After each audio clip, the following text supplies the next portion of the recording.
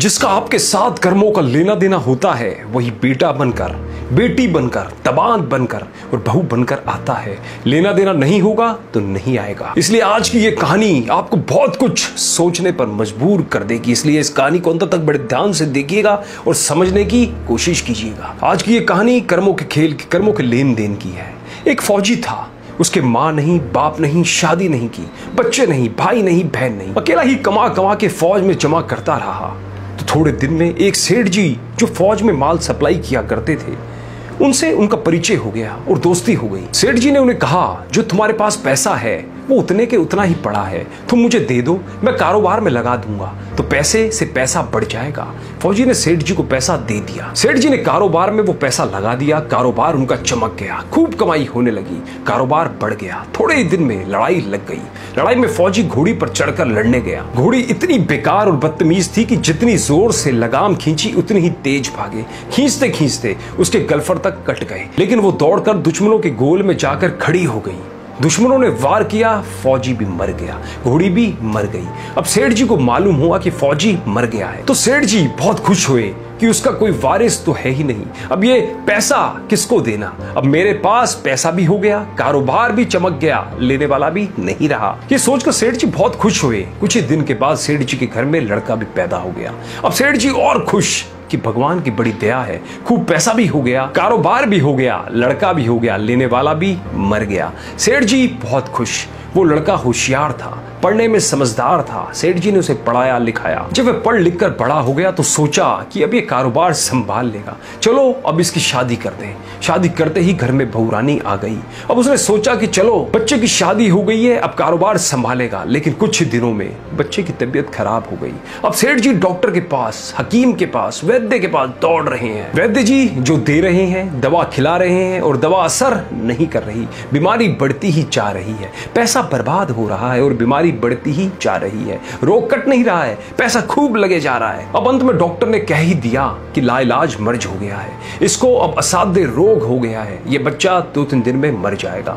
Doctor के जवाब देने पर सेठ जी निराश हो गए और बच्चे को लेकर रोते हुए आ रहे थे। रास्ते में एक आदमी मिला। उसने पूछा कि सेठ जी क्या हुआ, बहुत दुखी लग रहे हो?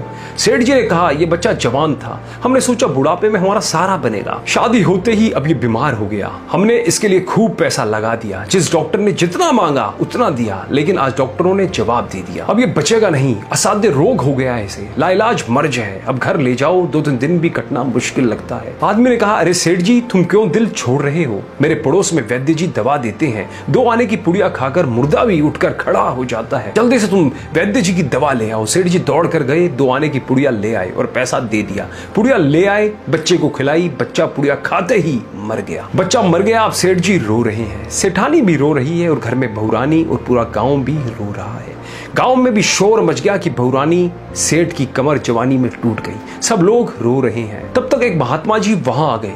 उन्होंने कहा कि सेठ जी क्यों रो रहे हैं? लोग बोले, इस सेठ जी का एक ही जवान लड़का था, वो मर गया, इसलिए सब लोग रो रहे हैं, सब दुखी हो रहे हैं। महात्मा बोले, सेठ जी क्यों रो रहे हो? सेठ बोले, महाराज जिसका जवान बेटा मर जाए वो रोएगा नहीं तो क्या करेगा? वो महात्मा बोले, तो आपको क्यों रोना? सेठ मेरा बेटा मरा तो और किसको रोना? महात्मा बोले, और उस दिन तो आप बड़े खुश थे। सेठ किस दिन? वे महात्मा बोले, अरे जिस दिन फौजी मर गया, सोचा कि अब पैसा भी नहीं देना पड़ेगा, माल बहुत हो गया, कारोबार खूब चमक गया, अब देना भी नहीं पड़ेगा, इसलिए बहुत खुश थे। महात्मा सेठ जी बोले, वही फौजी पैसा लेने के लिए बेटा बनकर आ गया। पढ़ने में, लिखने में, खाने में, पहनने में और शौक में, श्रृंगार में जितना लगाना था लगाया, शादी ब्याह में सब लगाया और ब्याज दर ब्याज लगाकर डॉक्टर को दिलवा दिया। अब जब 2 आने पैसे बच गए वो भी वैद्य जी को दिलवा दिए और पुड़िया खाकर चल दिया। अब कर्मों का लेना देना पूरा हुआ। सेठ जी ने कहा, हमारे साथ तो चलो कर्मों का लेना देना था, चलो हमारे साथ तो जो हुआ सो हुआ, लेकिन वो जवान बहुरानी घर में रो रही है, जवानी में उसको धोखा देकर विधवा बनाकर चला गया, उस बेचारी का क्या जुर्म था?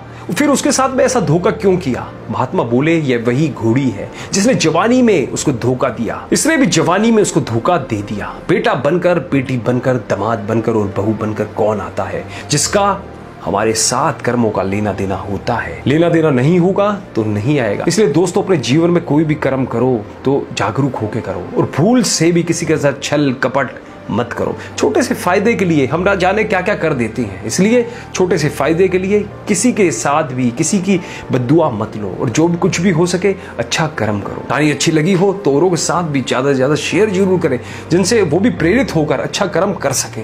धन्यवाद।